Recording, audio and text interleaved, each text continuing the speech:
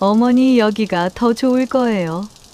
전문가들이 계시고 친구들도 사귀실 수 있고 그래서 언제쯤 다시 올 거니? 저희도 애들 학원도 있고 회사 일도 있고 한 달에 한 번? 아니 형편되는 대로. 침묵. 며느리 수지는 고개도 돌리지 않는다. 민준아, 엄마가 뭘 잘못했니? 죄송해요. 어머니 저희도 어쩔 수가. 차 문이 닫힌다. 엔진 소리, 멀어지는 빨간 후미등. 그것이 마지막이었다.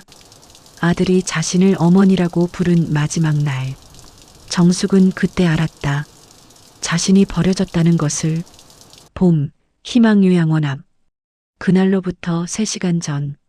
70평생을 살아오며 김정숙은 많은 비를 맞았지만 이날의 빗소리만큼은 평생 잊지 못할 것이다.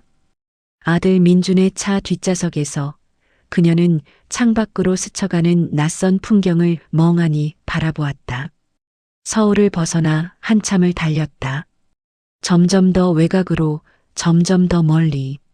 얼마나 멀리 떨어뜨리려는 걸까?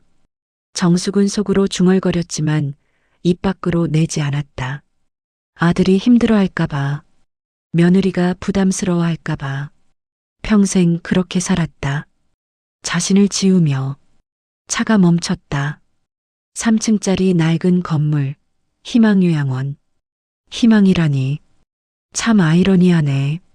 건물 외벽의 페인트는 벗겨져 있었고 정원에는 잡초가 무성했다. 정숙의 가슴이 철렁 내려앉았다. 설마 이런 곳에? 하지만 민주는 이미 짐을 들고 서둘러 안으로 들어가고 있었다. 4인실. 곰팡이 냄새가 코를 찔렀다. 어머니, 이불은 여기 구비되어 있고요. 식사는 6시래요. 저희는 바쁘니까 가거라. 애들 기다리잖니. 죄송해요. 어머니. 조금만 참아주세요. 무엇을 참으란 말인가? 외로움을? 버림받은 상처를? 정숙은 묻지 않았다. 어차피 대답은 없을 테니까. 문이 닫혔다. 복도에서 멀어지는 발소리. 정숙은 그제야 무너졌다. 창가에 주저앉아 빗방울을 바라보며 평생 참아왔던 눈물이 터져나왔다. 남편 빚 갚느라 밤낮으로 일했던 날들. 아들 대학 보내려고 손가락 관절이 휘어지도록 설거지했던 시간들. 손주들 키우느라 허리가 아파도 참았던 순간들. 내가 대체 뭘 잘못한 걸까? 왜 이런 대접을 받아야 하지? 그때 복도에서 노인의 신음소리가 들렸다. 정숙은 깨달았다. 여기는 끝이 아니라 시작일 수도 있다는 것을. 하지만 무엇의 시작인지는 아직 알 수 없었다. 3년 후 나는 이 요양원의 주인이 될 줄은. 그때는 상상도 못했다. 3일째 되는 날. 식당. 정숙은 플라스틱 쟁반에 담긴 미지근한 죽을 바라보았다. 주변 노인들은 말없이 떠먹고 있었다. 대화도 웃음도 없는 식사 시간. 마치 벙어리들의 밥상 같았다. 새로 오셨어요? 여긴 말이죠. 적응하면 괜찮아요. 기대만 안 하면. 무엇을 기대하지 말라는 건가요? 사람 대접. 여긴 숫자예요. 1호실, 2호실 우린 방 번호일 뿐이죠. 정숙의 가슴이 쿵 내려앉았다. 그렇구나. 여기서는 이름도 잃어버리는구나. 오후. 정숙은 복도를 걷는다. 요양보호사들의 대화가 들린다. 304호 할머니, 자꾸 밥 더 달라는데 어떡해? 식대 정해져 있는데. 그냥 무시해. 원장님 말씀이 예산 초과하지 말라잖아. 304호. 그게 바로 정숙의 방 번호였다. 이름이 아니라 숫자로 불리는 순간 정숙은 무언가 단단한 것이 내면에서 깨지는 소리를 들었다. 나는 아직 살아있는데. 밤. 정숙은 잠들지 못하고 천장을 바라본다. 3일이 이렇게 긴데 3년은? 30년은? 여기서 나는 천천히 사라지는 걸까? 그때 복도에서 원장과 누군가의 대화가 들렸다. 정숙은 귀를 기울였다. 원장님, 이번 달도 적자입니다. 이러다간, 알아요. 그래서 매각하는 방법을 알아보고 있어요. 매각? 정숙의 눈이 커졌다. 요양원을 판다고? 그럼 우리는? 여기 있는 노인들은 어떻게 되는 거지? 그날 밤 나는 알았다. 가만히 있으면 또다시 버려질 거라는 것을. 그래서 결심했다. 이번엔 내가 먼저 움직이겠다고. 일주일 후, 정숙은 요양원 구석구석을 관찰하기 시작한다. 슬픔에 빠져 있기엔 김정숙의 인생이 너무 아까웠다. 30살 때 회계 사무실에서 격리로 일하며 복잡한 장부를 척척 정리했던 여자. 50살에 작은 식당을 운영하며 직원 관리와 원가 계산을 해냈던 여자. 그 능력들이 잠에서 깨어나기 시작했다. 눈에 보이기 시작했다. 상한 식재료를 쓰는 주방, 허술한 의료 기록, 자주 빠지는 직원들. 그리고 무엇보다 원장의 잦은 부재. 이런 식으로 운영하면 적자가 날 수밖에 없지. 어느 날 밤, 정숙은 우연히 열린 원장실 문을 발견한다. 심장이 두근거렸다. 들어가면 안 된다는 것을 알면서도 발이 저절로 움직였다. 원장실 책상 위 서류 더미. 정숙의 손이 떨리며 서류를 집어들었다. 부동산 매매 계약서가 계약, 희망요양원 매각 협의서 초안, 입소자 이송 계획. 이송? 우리를 다른 곳으로 보낸다고? 순간 머릿속이 하얘졌다. 겨우 적응하기 시작했는데 또다시 낯선 곳으로, 또다시 버려지는 건가? 복도. 정숙은 발걸음을 멈추고 창밖을 바라본다. 달빛 아래 요양원 정원이 보였다. 잡초만 무성한 황량한 땅. 하지만 정숙의 눈에는 달리 보이기 시작했다. 가능성의 땅, 기회의 땅. 내가 직접 하면 되잖아. 내가 여기 주인이 되면. 미친 생각이었다. 70대 노인이 요양원을 산다고? 하지만 정확히 계산해보니 불가능한 것도 아니었다. 남편이 남긴 보험금 8천만 원, 팔지 않고 갖고 있던 상가 건물 시세 2억, 그리고 통장에 남은 돈까지 합치면 3억? 낡은 요양원 하나 살 수 있는 돈이야. 다음 날 새벽, 정숙은 공중전화 앞에 선다. 40년 지기 친구 영희의 번호를 눌렀다. 수화기 너머로 반가운 목소리가 들렸다. 정수가? 이게 얼마만이야? 너 요양원 간다더니 연락도 없고. 영희야, 나 미쳤나 봐. 요양원을 사려고 해. 뭐? 너 지금 무슨 소리를? 내 말 끝까지 들어봐. 나한테 계획이 있어. 친구는 처음엔 말렸다. 하지만 내 눈빛을 보고는 함께하기로 했다. 그렇게 70대 여자 둘의 은밀한 프로젝트가 시작되었다. 3개월 후, 정숙은 매일 새벽 5시에 일어난다. 요양원의 설거지를 자원하며 주방 시스템을 익혔다. 청소를 도우며 건물 구조를 파악했다. 밤에는 손자에게 빌린 태블릿으로 요양원 경영 유튜브를 봤다. 젊은이들 사이에서 70대 할머니가 열심히 공부하는 모습. 304호 할머니, 왜 이렇게 부지런하세요? 쉬셔야죠. 나이 들수록 부지런해야죠. 가만히 있으면 죽어요. 김요양 보호사는 웃었지만 정숙은 진심이었다. 가만히 있으면 정말로 죽는다. 영혼이 먼저 죽고 그 다음 몸이 죽는다. 어느 날 정숙은 영희와 법률사무소에서 만난다. 김정숙 어르신 확실하십니까? 이 나이에 이런 큰 투자는. 변호사님, 제게 남은 시간이 얼마나 될까요? 10년? 20년?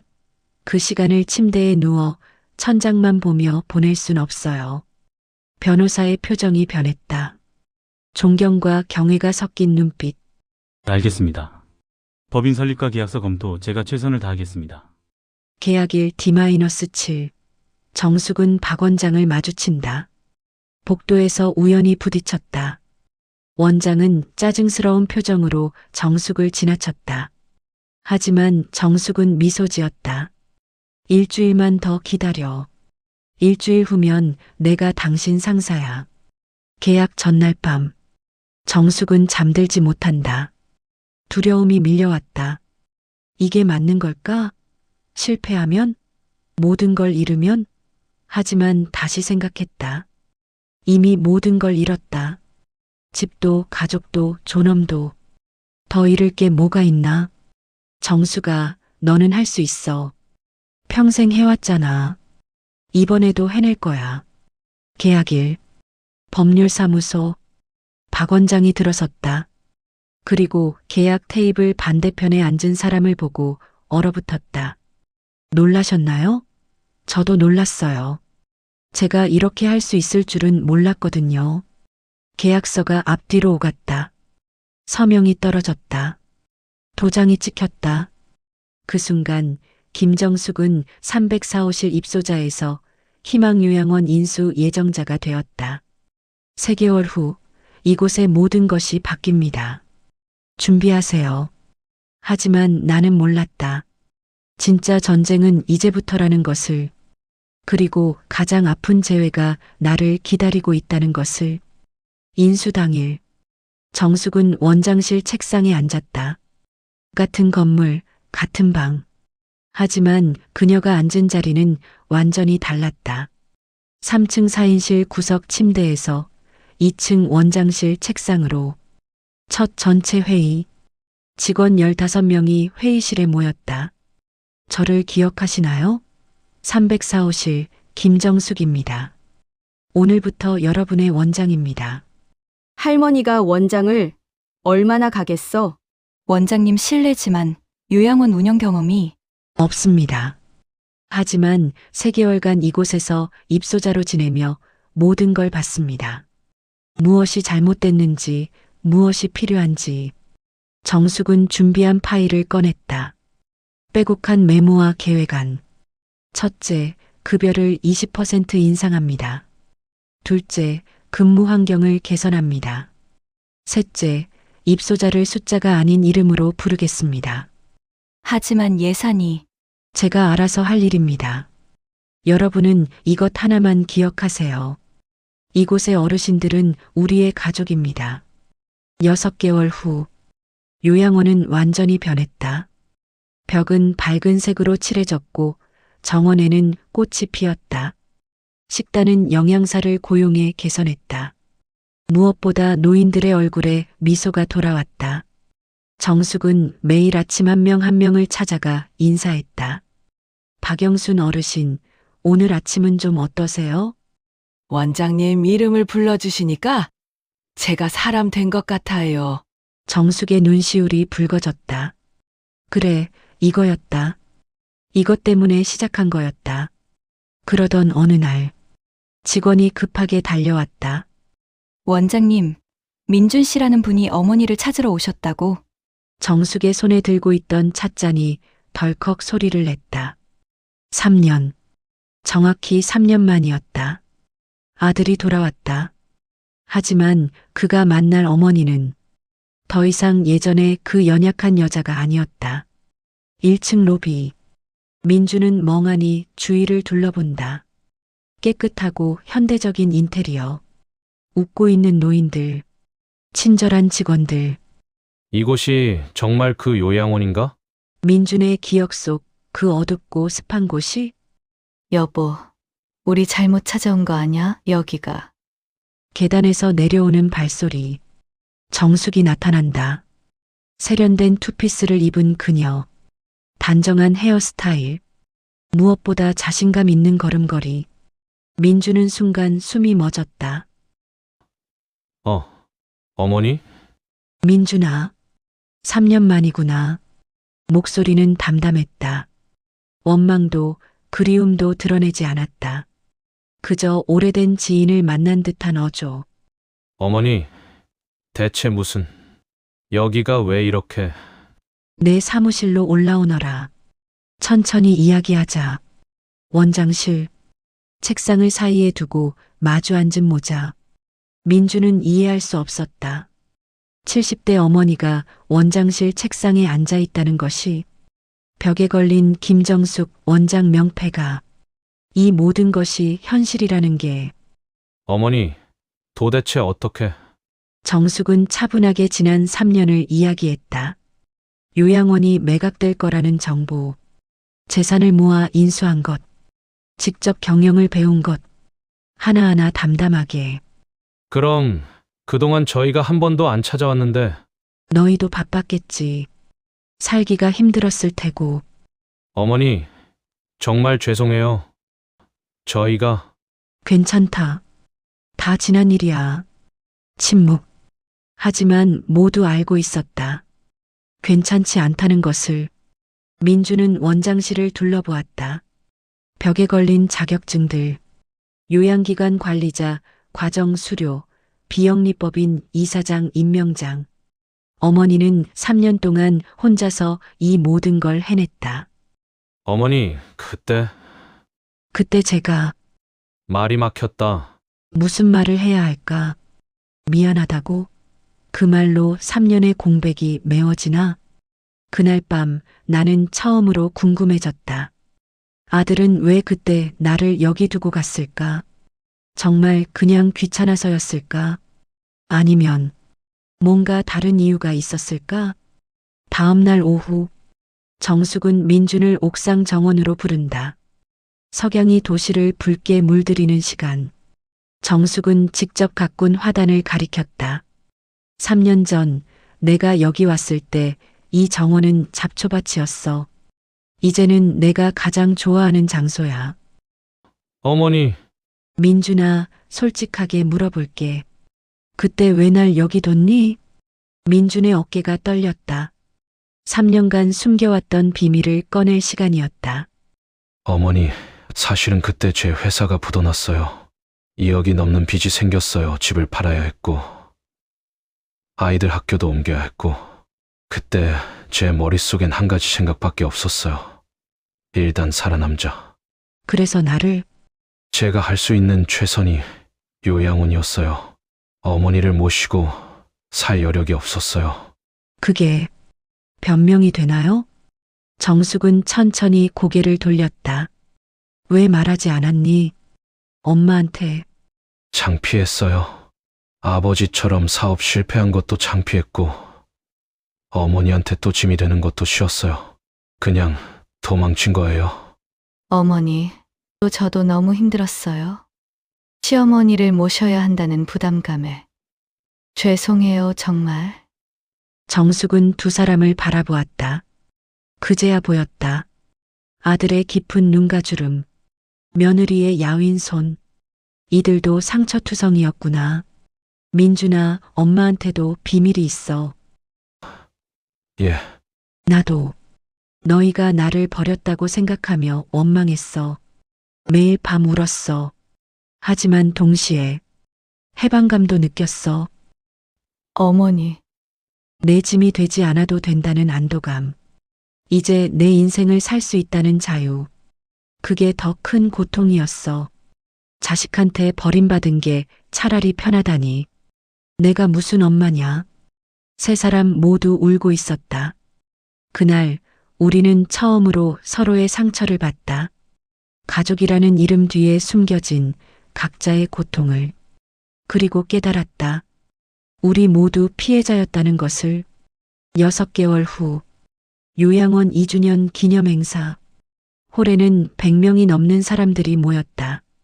어르신들, 가족들, 직원들, 그리고 지역 언론까지.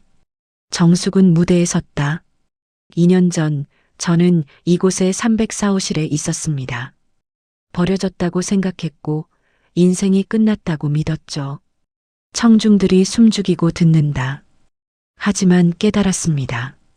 끝이라고 생각한 그 순간이 사실은 새로운 시작이었다는 것을요. 박수가 터져 나왔다. 정숙은 객석 앞줄을 봤다. 민준, 수진, 그리고 손자, 손녀들. 3년 만에 완전한 가족이 모였다. 행사 후 정숙의 원장실. 민준이 조심스럽게 문을 두드렸다. 어머니, 잠깐 시간 되세요? 그럼 들어오너라. 민준은 품에서 봉투 하나를 꺼냈다. 어머니, 이거 그때 못 드린 용돈이에요. 3년치. 민준아, 받아주세요, 제가 아들로서 할 수 있는 최소한이에요. 정숙은 봉투를 밀어냈다. 됐다. 그 돈으로 내 빚 갚아라. 그게 엄마 마음 편한 길이야. 어머니, 이제 저희랑 같이 사시면 안 돼요? 제대로 된 집에 모시고. 여기가 내 집이다. 하지만 민준아, 엄마는 이제 304호실 할머니가 아니야. 50명의 어르신을 책임지는 원장이야. 내가 필요한 사람들이 여기 있어. 민준은 고개를 떨궜다. 그리고 천천히 고개를 들어 어머니를 봤다. 더 이상 연약한 노인이 아니었다. 당당한 한 사람의 리더였다. 어머니, 정말 자랑스러워요. 나도 너 자랑스럽다. 쓰러졌어도 다시 일어섰잖니. 그게 진짜 강한 거야. 복도에서 손주들이 뛰어다니는 소리가 들린다. 할머니 사무실 엄청 크다. 할머니, 나 커서 할머니처럼 원장 될래요. 정숙은 미소 지었다. 3년 전 잃어버린 가족을 다시 찾은 게 아니라 새롭게 만든 것이었다. 하지만 진짜 기적은 따로 있었다. 이제부터 시작될 가을. 요양원 옥상 정원. 정숙은 73세가 되었다. 허리는 더 굽었고 주름은 더 깊어졌다. 하지만 눈빛만큼은 여전히 맑았다. 화단에 물을 주는 정숙 앞으로 김간호사가 다가온다. 원장님, 새로 입소 신청 들어온 분들 서류예요. 이번에도 대기자가 30명이. 좋아. 하나씩 면담 잡아줘. 직접 만나보고 결정할게. 원장실. 정숙은 창밖을 바라본다. 3년 전 빗속에서 내렸던 그 요양원 앞. 지금은 완전히 다른 모습이다. 제2의 인생 요양원이라는 새간판. 활기찬 노인들의 웃음소리. 책상 위에는 사진 한 장이 놓여 있다. 2주년 기념일에 찍은 가족사진. 정숙, 민준, 수진, 손자, 손녀. 그리고 요양원 어르신 전체. 정숙아, 잘 살았어. 앞으로도 잘 살 거야. 노크 소리. 민준이 들어온다. 어머니, 오늘 식사 같이 할 수 있으세요? 당연하지. 손주들은? 벌써 식당에서 어르신들이랑 놀고 있어요. 할머니처럼 원장 하겠다고? 정숙은 웃었다. 따뜻하고 깊은 웃음. 식당. 네 세대가 한 식탁에 앉았다. 정숙이 만든 잡채. 아들이 좋아하던 바로 그 맛. 손주들이 좋아하는 떡볶이. 며느리가 준비한 샐러드. 할머니는 슈퍼우먼이에요. 슈퍼우먼은 무슨. 그냥 포기하지 않았을 뿐이야. 포기하지 않으면 뭐든 할 수 있어요. 정숙은 손자의 머리를 쓰다듬었다. 할 수 있어. 70살이든 80살이든 우리에게는 여전히 가능성이 있단다. 밤. 정숙은 다시 옥상 정원으로 올라간다. 별이 쏟아지는 하늘. 정숙은 새로운 씨앗을 화단에 심기 시작했다. 내년 봄에 피어날 꽃들. 3년 전 그날. 만약 포기했다면 지금의 나는 없었겠지. 바람이 불어와 흰 머리를 흩날렸다. 정숙은 미소 지으며 하늘을 올려다봤다. 사람들은 묻습니다.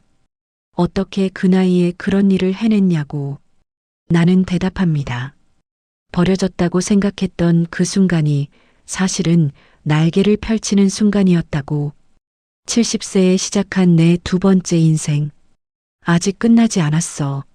아니, 이제 막 시작이야. 인생은 우리가 포기하지 않는 한 결코 끝나지 않는다.